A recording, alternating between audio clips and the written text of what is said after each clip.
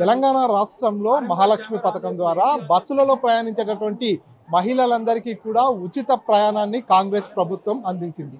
ఈ నేపథ్యంలోనే 200 కోట్ల ప్రయాణాలు పూర్తి చేసుకుంటున్నటువంటి నేపథ్యంలో రాష్ట్ర వ్యాప్తంగా అన్ని బస్టాండ్లలో కూడా సంబరాలు చేసుకుంటున్నారు. మహబూబ్నగర్ పట్టణంలోని బస్టాండ్లో నిర్వహిస్తున్నటువంటి ఈ కార్యక్రమంలో స్థానిక ఎమ్మెల్యే ఎన్ఎం శ్రీనివాసరెడ్డి పాల్గొన్నారు. మనతో పాటు ఎన్ఎం శ్రీనివాసరెడ్డి ఉన్నారు. అన్న చెప్పండి, ఏదైతే 6 గ్యారంటీలు ఇచ్చారో ఆ గ్యారంటీలో భాగంగానే మహాలక్ష్మి పథకం కూడా ప్రవేశపెట్టారు. దాదాపుగా 200 కోట్ల ప్రయాణాలు పూర్తయినటువంటి పరిస్థితి. ఎట్లా చూస్తారు ఈ పథకాన్ని? ఇది ప్రపంచ చరిత్రలోనే ఒక అద్భుతమైన ఘట్టం. మహిళా సాధికారికతకు, మహిళా వికాసానికి, మహిళల అభివృద్ధికి తీసుకున్న ఒక గొప్ప చారిత్రాత్మకమైన నిర్ణయం. అది సత్ఫలితాలను ఇస్తూ ఉంది. 200 కోట్ల ప్రయాణాలు కేవలం 16 నెలల్లో మన తెలంగాణ రాష్ట్రం ఒక్క దగ్గరనే మహిళలు చేసిండ్రు అంటే దీని వెనుక ఉన్న ఆలోచన యొక్క గొప్పతనాన్ని అది చాటి చెప్తుంది. ఒక మంచి ఆలోచన మన గౌరవ ముఖ్యమంత్రి గారు కాంగ్రెస్ ప్రభుత్వం చేసింది.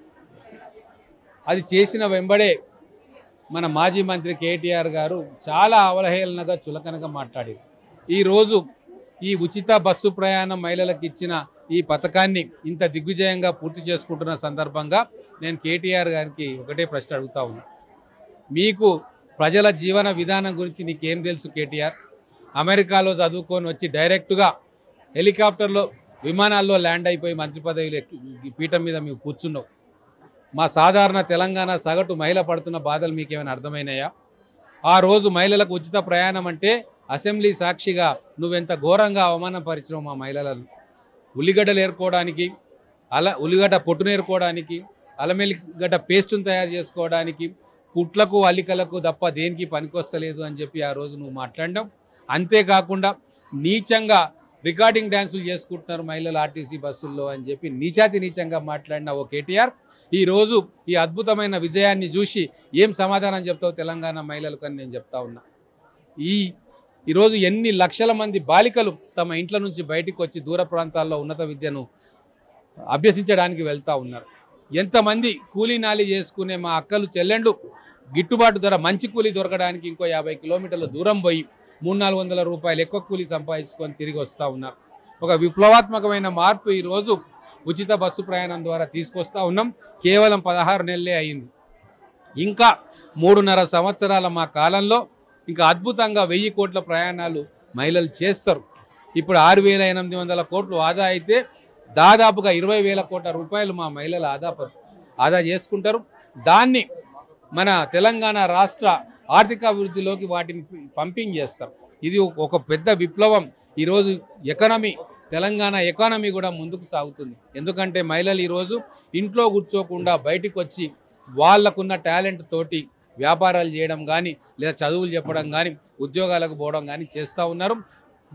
50% సమాజంలో ఉన్న మహిళలు ఈరోజు బయటికి వచ్చినందుకు ఖచ్చితంగా మన ఎకానమీ కూడా వృద్ధి చెందుతుంది. ఇవన్నీ ఆలోచన చేసే గౌరవ ముఖ్యమంత్రి రేవంత్ రెడ్డి గారు ఈ వినూత్నమైన పథకాన్ని ప్రియారిటీగా తీసుకొని అసెంబ్లీ మొదలైన 3వ రోజు దీన్ని స్టార్ట్ చేసిండ్రు. మా మహిళల మీద, మా అక్క చెల్లెళ్ళ మీద మేము పెట్టుకున్న నమ్మకాన్ని వాళ్ళు ఈరోజు నిజం చేసిండ్రు.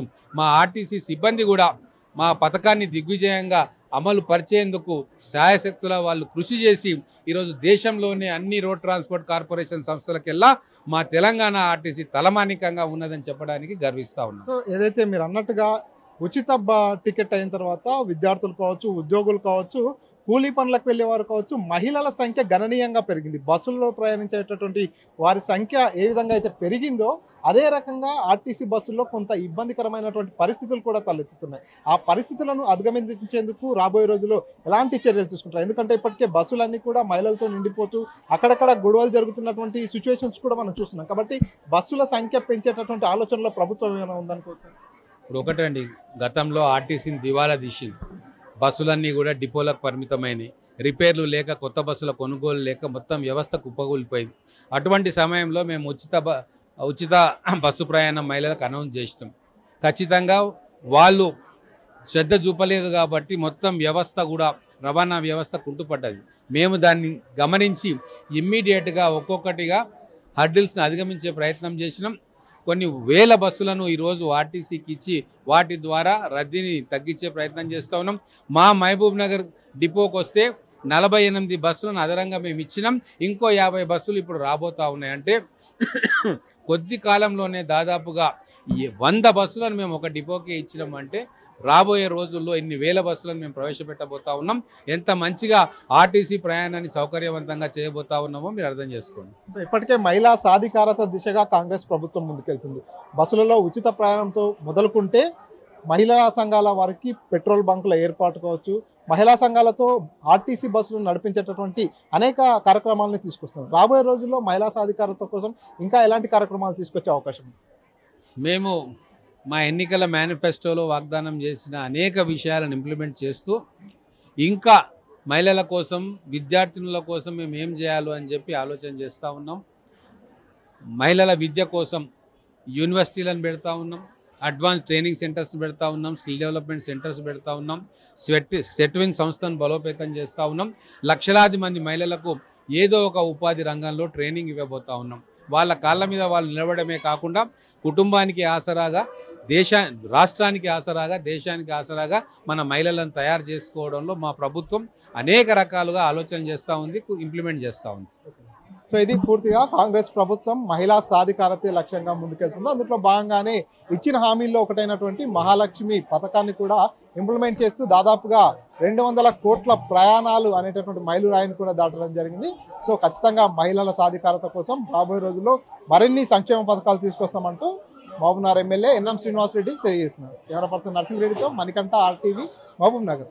తెలుగులో న్యూస్ కి ఫాస్టెస్ట్ యాప్ ఇప్పుడు టోటల్లీ న్యూ అవతార్లో జస్ట్ 5 సెకండ్స్ లో కంప్లీట్ న్యూస్. సోషల్ మీడియాలో ట్రెండ్స్ కి one stop solution. Live TV app voice search option తో ఇప్పుడే డౌన్లోడ్ చేయండి లేదా అప్డేట్ అయిపోండి. యాప్ లింక్ డిస్క్రిప్షన్ లో ఉంది.